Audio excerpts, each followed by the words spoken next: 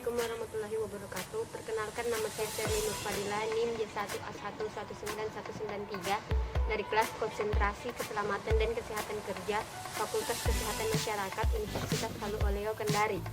Di sini saya akan menjelaskan jurnal yang berjudul Studi Kasus Pencemaran Air Sungai Dalam Banjarmasin Akibat Limbah Domestik.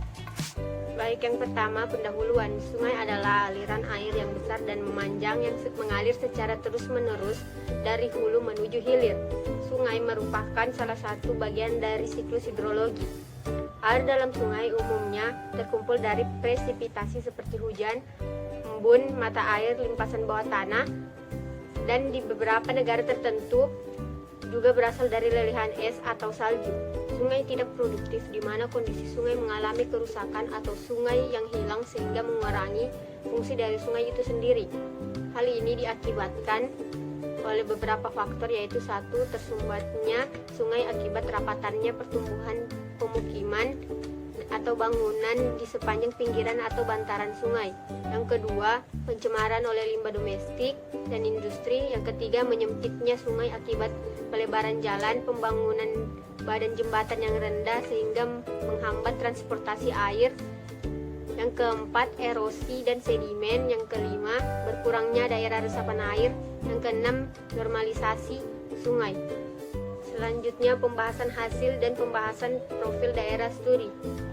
Sungai Teluk Dalam sebagai salah satu sungai yang ada di Banjarmasin merupakan satu di antaranya banyak sungai sebagai prasarana baik dalam transportasi maupun usaha perdagangan.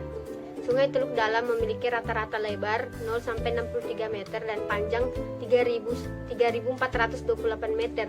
Meskipun sungai ini memiliki jarak yang cukup lebar, banyaknya jembatan dibangun menyebabkan tertutupnya arus transportasi perahu yang berlalu lintas dan terbatasi pada daerah hilir sungai.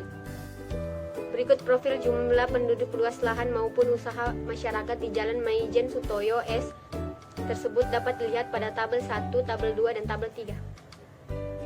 Kondisi Sungai Teluk Dalam. Kebersihan dari Sungai Teluk Dalam memiliki kualitas yang sangat memprihatinkan dan memiliki kualitas yang tidak layak minum.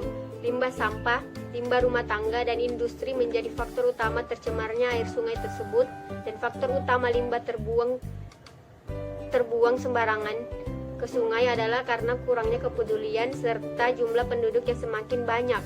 Dua faktor masalah yang ada di Sungai Teluk Dalam adalah banyaknya bangunan penyeberangan jembatan yang menghentikan lalu lintas air di daerah hulu dan tercemarnya sungai dikarenakan limbah rumah tangga, industri maupun anorganik yang menyebabkan ketidaklayakan pakai sebagai air minum maupun bahan industri. Kemudian, solusi pencemaran air sungai. Hidrologi. Kekuatan pertama dalam konsep ini adalah hidrologi atau kekuatan air. Yang kedua, ekologi. Ekologi merupakan komponen yang mempunyai pengaruh yang baik. Bagian dalam komponen ini adalah flora dan fauna. Yang ketiga, sosial budaya. Kekuatan ini merupakan kekuatan utama dalam menjaga kelestarian sungai. Meninggalkan komponen ini dari bagian konsep ramah lingkungan sama saja dengan mencampakkan program tanpa menuai hasil apapun. Kemudian yang terakhir yaitu kesimpulan. 1. Sungai Teluk Dalam memiliki kondisi sudah tercemar banyak limbah.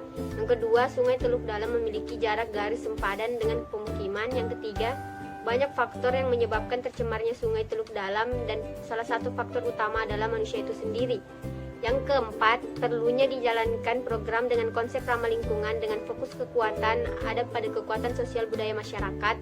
Yang kelima, pergerakan nyata yang dapat dilakukan dalam waktu dekat adalah mengadakan sosialisasi untuk menyadarkan pentingnya menjaga sumber daya air sungai kepada masyarakat. Baik, itulah tadi penjelasan singkat dari saya. Kurang lebihnya mohon dimaafkan. Wabillahi taufiq wal hidayah. Wassalamualaikum warahmatullahi wabarakatuh. And see you teman-teman.